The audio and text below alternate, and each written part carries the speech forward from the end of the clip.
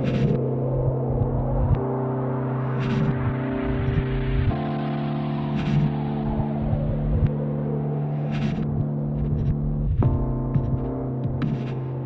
My Little Underground. I'm Peter A, and we got Shana Cleveland on the show talking about upcoming La Luz music, producers she's worked with over the years, her brand new phenomenal solo album Manzanita, what's misunderstood about rural neighborhoods, literature inspiring music, and so much more with the great, wonderful, talented soul that is Shana Cleveland. And she's right here on My Little Underground. Shana Cleveland, welcome to My Little Underground. Glad to have you. Thanks for having me. Yeah. This new solo album, Manzanita. Am I pronouncing that right? Yeah, I think so. Yeah, I'm really excited about this album. It's gorgeous. It's phenomenal. It's very poetic. It's probably my favorite of your solo albums, but I have to go back and listen to your first two to give them a fair shake. But so far, it's probably my favorite. But I want to, yeah, no problem. I want to pick your brain about some La Luz things, if you don't mind. So I think it was almost 2 years ago. You guys did the cover of the Female Species, Tale of My Lost Love, right? So how did you get familiar with this group, and what made you want to cover it? Were you asked to do it, or what's the story here? Yeah, I kind of think for that one. I think so I feel like that was during the beginning of the pandemic, right? Like 2020, early 2020. Um I think our manager at the time just said, "Hey, I saw they saw some call from Numero Group to looking for people to cover the songs on that album." And no, we weren't familiar with it at the time, but we listened to the whole album, and that track that we covered was the one that stuck out to me the most as something that we could do justice to. And we just thought it was a cool project to kind of shine a light on this band that hadn't really been given their due in their time. So Well, because I'm thinking like every artist that covers another artist is like a fan of them. So you weren't really familiar with them. That's cool, because no. when I'm listening to their music, well, we're discovering at the same time. So I want to thank you for putting me onto this group, even though you're discovering at the same time, right? So it sounds to me like it's almost like La Luz's music. You're almost cut from that cloth, and you've never heard of that band before. So that's kind of interesting to me. I feel like I don't know if I would have wanted to do a cover of a band that I did know about. I feel like I never really do covers, and I feel like, if there's a song that I love, I don't want to make another version of it. I feel too precious about the one that exists. So I think it for me, it felt easier sort of to cover a song that I wasn't familiar with. Yeah, you're almost like walking through like a landmine field, or when covering a song, because then you might disappoint like fans and stuff like that. They didn't do it Yeah. justice, or they did. Maybe that's a cynical point of view, but when it's done right, it's done right. You could probably attest to that. Yeah, I mean, I've certainly been that disappointed fan. I've heard a lot of covers that I've been like, why did you bother doing this? And I mean, I've certainly heard covers that have been great and cast like a fresh light on a song that I thought I already knew. And but it's tricky. So I've just kind of been like, I'll stay away from that for the most part. Let me pick your brain about some of the producers that La Luz has worked with, and they're a bunch of heavy hitters. And you got Ty Segall on Weirdo Shrine, probably my favorite La Luz album so far.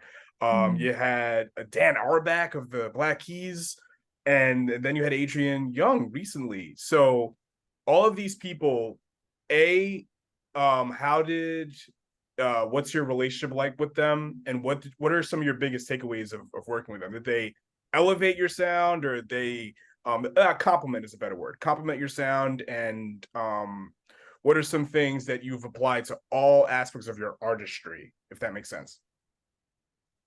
Yeah, I mean, they've all been really different experiences. I feel like I don't know, I always learn a lot from whoever we're working with. I don't know my way around the studio. I'm not somebody who really makes my own home recordings or anything like that. I'd like to be, but it's not important enough to me to like really spend the time to figure that out. So I do enjoy just being in the studio with a producer who's, you know, who's really experienced and really excited about what they're doing. And I feel like that applies to all three of those guys.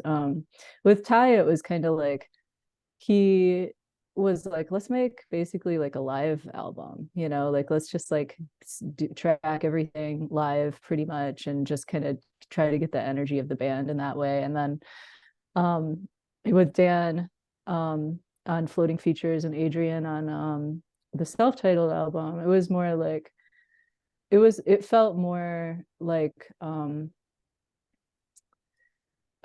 of a production, I guess, for lack of a better word. I mean, these are all producers, but it just felt like there was a lot more going into fleshing the songs out above what they could possibly be live, and so that was exciting to me, to just kind of see all those little tricks that really make an album kind of sparkle and come to life. And I can say all of those albums have some sort of sparkle, like literally, like with Weirdo Shrine, there's a 3D cover. You put the glasses on, sparkle, sparkle, right? So Yeah. I still have those actually in my closet somewhere. Nice. Yeah, they still work. It's I yeah, love those. I feel yeah. like that was such a, I mean, not to toot my own horn, but I'm like, every time I find a copy of Weirdo Shrine in my closet, I'm like, those 3D glasses, that was so sick. Did you know that you can use them for the video for You Disappear? For There's a real? three, yeah, there's a 3D section of the video that you can use the 3D glasses for. And I still am like, this was so cool. I feel Oh like people man, don't even know about it, but yeah.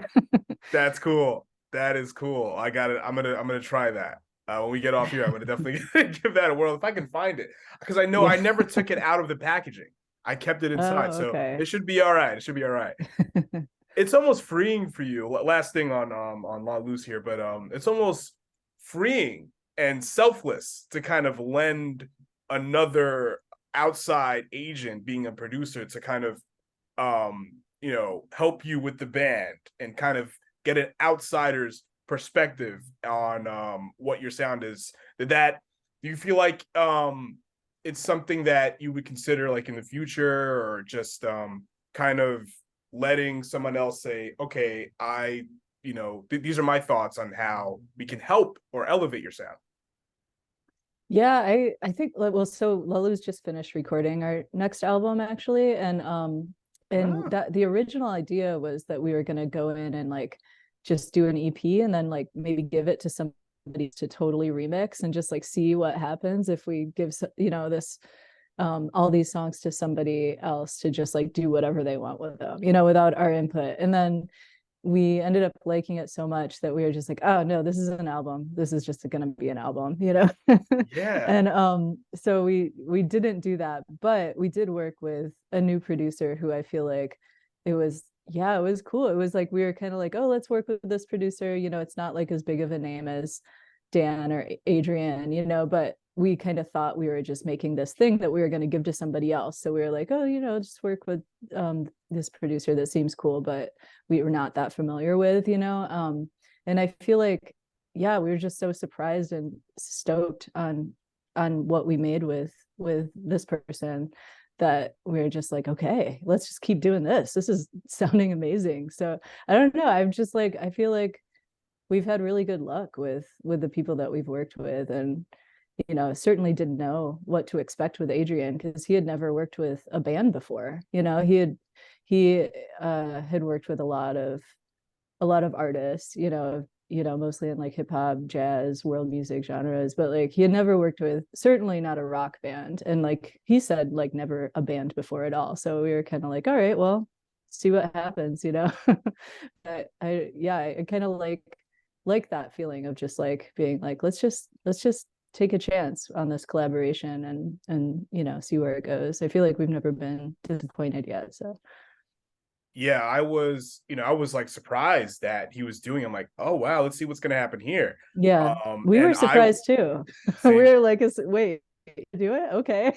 Like yeah. we asked him, but we weren't expecting a yes. So Wow, wow, that's lovely. Now we're gonna pivot to you, Shana. It's all about you. your latest solo album, Manzanita, and I want to talk to you about some of my favorites. The album Closer, Walking Through Morning Dew, which is kind of who I am.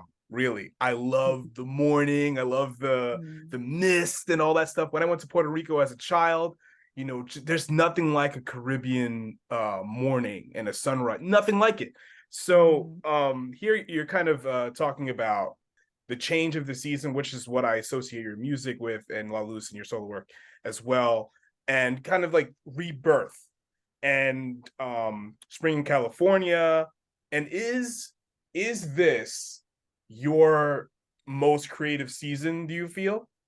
I think that it's just so easy to be in California in the springtime. It's definitely the best season. It's just not even questionable. It's like, summertime is beautiful, but sometimes it's way too hot, and then you've got the threat of wildfires and you know, there's honestly bad season here, but springtime to me is just like it's the most just breathtaking, just kind of, yeah, that feeling of walking out in the morning and just there's nothing like, you know being like one of the first people out, like these weird days when you for some reason have to get up way earlier than you ever had to, and you just walk out and you're like, man, the quality of light is just different, it's fresher, it feels so optimistic, you feel like anything is possible in those moments of just like everything's fresh and new. So yeah, that song is really inspired by that feeling, and also by the birth of my son, which is, a similar, just sort of like eye-opening, oh shit, like everything just changed and anything is possible. Yeah, yeah. Like when I'm listening to this, from a nature standpoint, I'm seeing that, and from your life and your family life at the same time, like your new boy and new things are on the horizon, metaphorically and physically.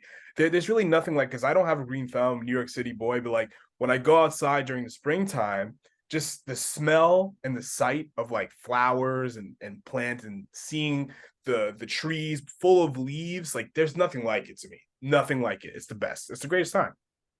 Yeah, agreed. Yeah. um Speaking of something that I don't use as much as often, mayonnaise, beautiful song on here.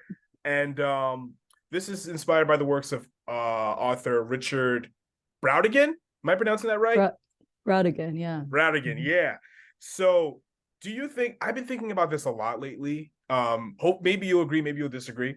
Do you think music can have the same effect that a book can have? Yeah, I mean, for me, that's kind of, I studied poetry in school, and language is big for me.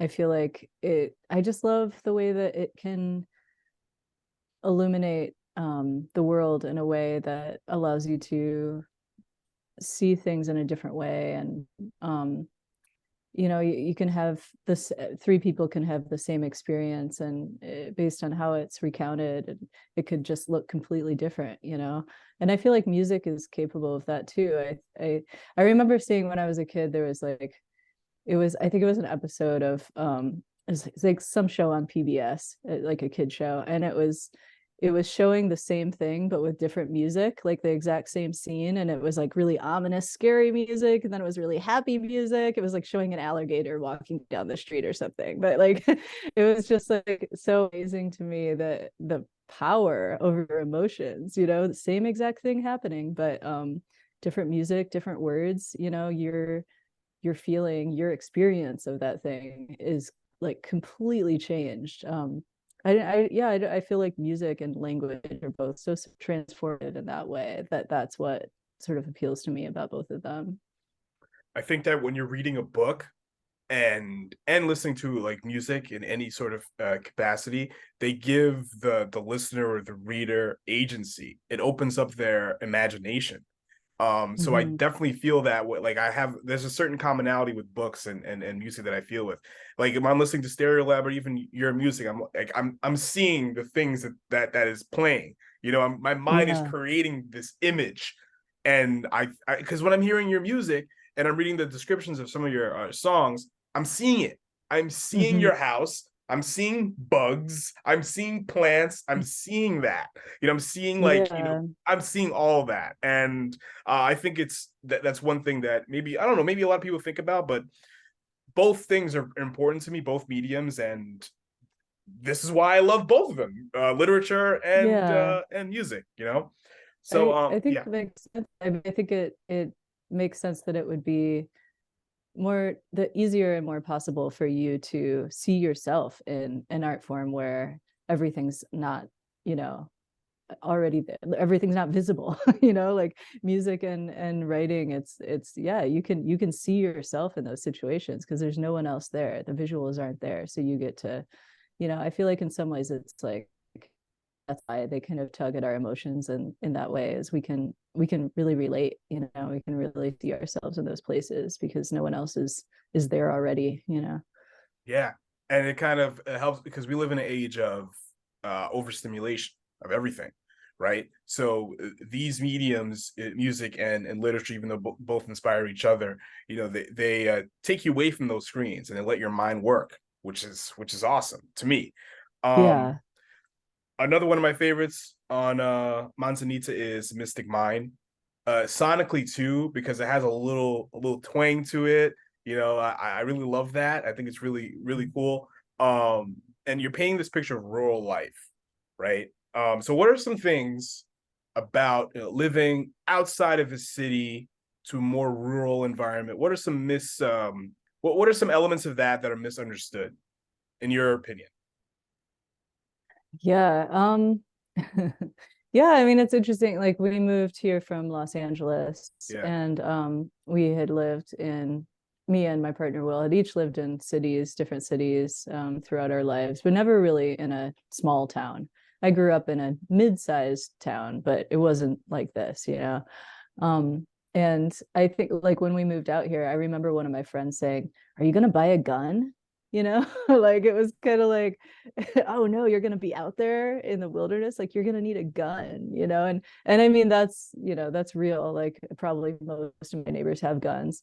But like it's just kind of this idea that that I just think people are afraid of what they're not familiar with, and that just goes both ways. I think that like coming from the city and moving out here, I was really able to see how that was happening on both sides, like how my neighbors out here were so freaked out by, the idea of like a big city and like, you know, and so susceptible to misinformation because of that, because of that fear and that ignorance.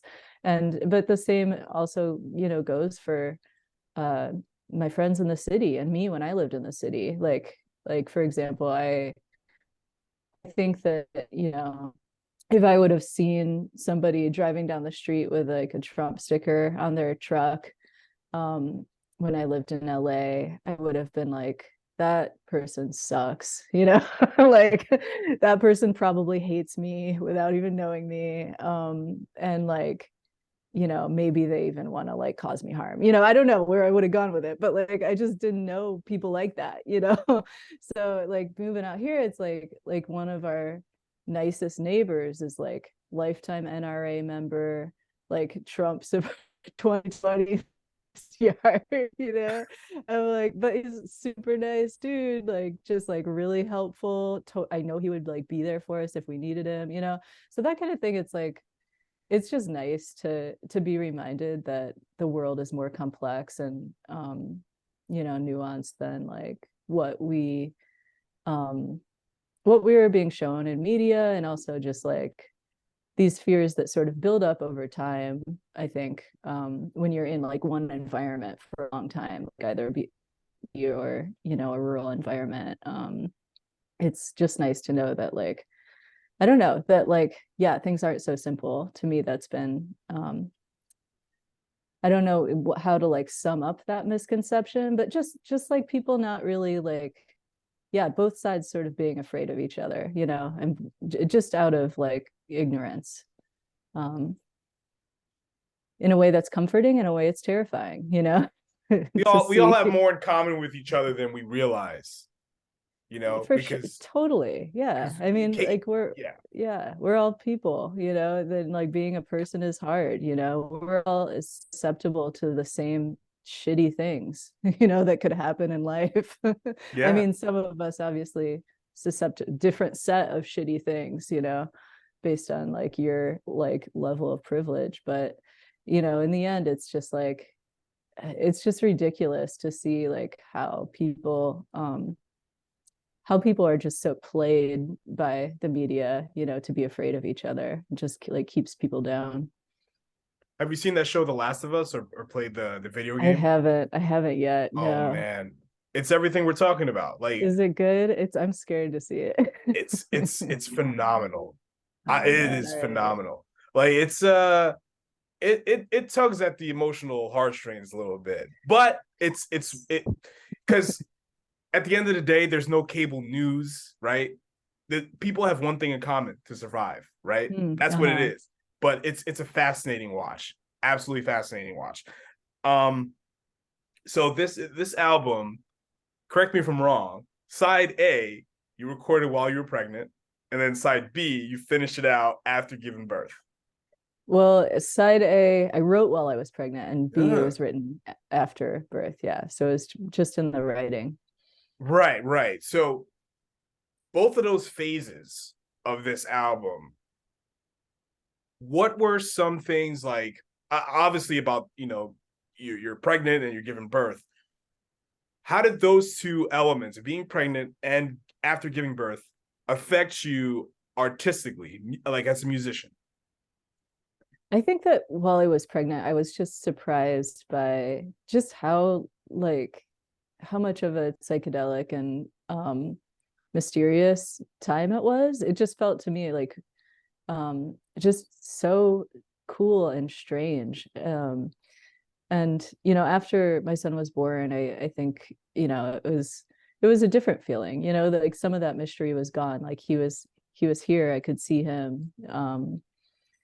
I think that just that like the state of being pregnant to me was just really inspiring because it's just the strangest time of my life. It was just kind of like, okay, like I'm just gonna surrender to, that's all you can do. You can't control much of anything in pregnancy. Like you can like not drink alcohol, not smoke cigarettes, but like so much is just left to nature and chance and totally out of your control. And to me that was an exciting place to be as an artist. I was just kind of like, all right, I'm just going to surrender my body to nature and see what happens. And so I think that a lot of the songs that I wrote for side A were just a little stranger, and side B is maybe a little bit more sort of domestic and yeah, just not as much in that sort of state of deep mystery. So like you as a mom now and you have a family, that person, that NRA lifer, you are more likely to see what you have in common with them, that because life is too short for the differences, right? Yeah. Because like it doesn't matter. Well, some things matter, but like you see them as a person first because you got this little human right with you. You know what I mean? So it's almost like you're trying to set a good example. Just trying to like see the good and most of the good in most people, right? Yeah, I'm certainly that way. I feel like I was just talking to my friend about this the other day because she was saying like I grew up just thinking that the world was so great and people were so good. And like I feel like it's been this awakening to me as I get older. I see like the problems with our culture and I see all these problems and people and I feel like I'm like, man, I feel the opposite. I feel like when I grew up, like I grew up with stories that my mom told me about horrible things that had happened to her family, my Black family in Sound, Michigan. And like just like she just grew up, she was very straight with me about all the racism that she'd experienced and that our family had experienced. And so I was under no illusion that people were great and everything was great, from like a young age. But I feel like as I get older, it just like I see the value in assuming the best of people, until they prove me wrong. And just because it makes it easier to be alive. And I think also when you do make that assumption, people tend um to to fulfill that, you know. Like if you're sort of coming at a relationship like assuming that somebody is good, they're more likely to fall in line with that. They're more likely to be good to you. So I don't know, I you know, and obviously there's maddening, you know, stuff that I see every day living in a small town, but I do find it's just sort of easier, yeah, to go about the world that way. And definitely the mindset that I would like to teach my son, you know. Yeah, like, as you know, people of color, like we kind of have a force field up, right, due to obvious things that are happening, that's been happening. But at the same time, there is this, you know, you want to have this optimism about people, again, seeing people as people, right, first before anything. So I think Yeah. that's a good, you know, that's what I live my life by. You know, at least I try to. You know what I mean? So tell me this about touring as a musician now.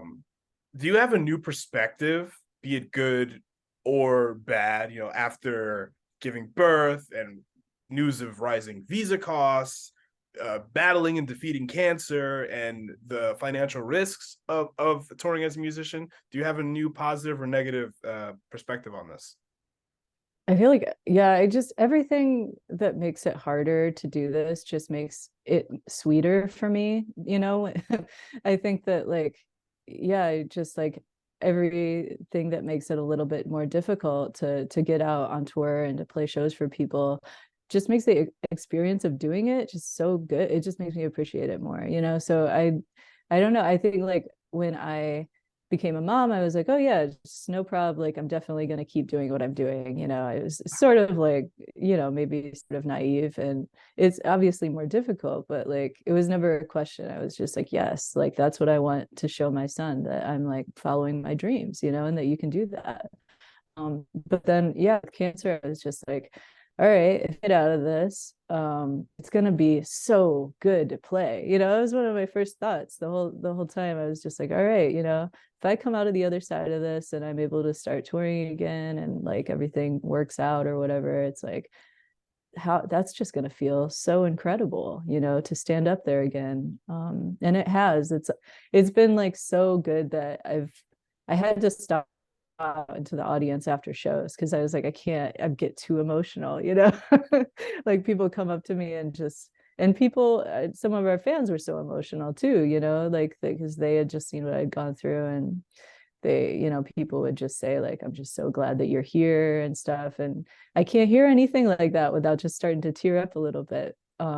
Because it's so meaningful to me. I don't know. I think like the sort of double whammy of becoming a mom and then having cancer and then becoming a cancer survivor, like all in the span of, you know, a couple years or whatever. It was just like, it just made me so sensitive.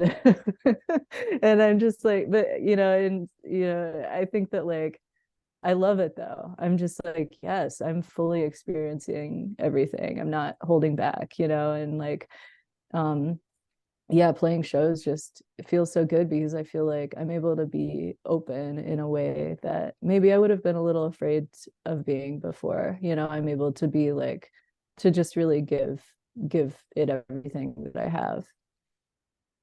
Yeah, that's why I'm so happy, like, to have this moment with you, like different, like all this stuff that you went through and everything like that. The fact that you're here right now, we're talking, and you have a solo album, a new La Luz album coming, and you're back on the road. It's such a beautiful thing. I'm so happy to see it. All the crap, darkness in the world, like this is a good shining light.